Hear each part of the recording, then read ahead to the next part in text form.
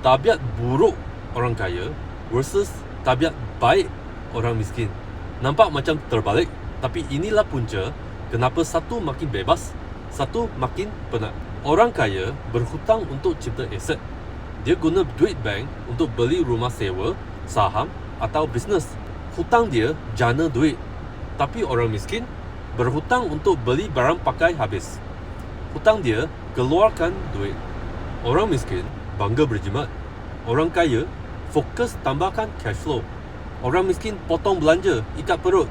Orang kaya tanya, macam mana saya nak tambahkan pendapatan bulanan? Sebab jimat bantu bertahan, tapi tak bantu berkembang. Orang miskin buat semua sendiri. Orang kaya bina sistem.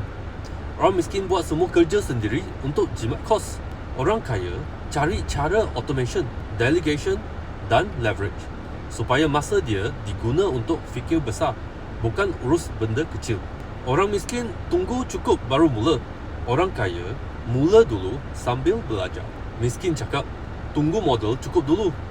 Kaya cakap, mula sekarang, baiki kemudian. Sebab dia tahu masa lebih mahal dari duit.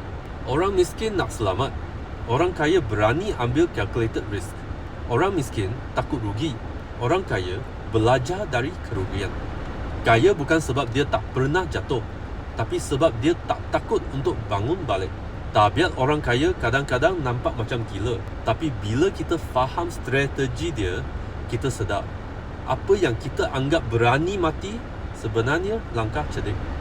Orang miskin pula banyak tabiat baik, tapi terlalu takut nak ubah cara fikir. Nak ubah hidup bukan dengan ubah nasib, tapi ubah tindakan harian.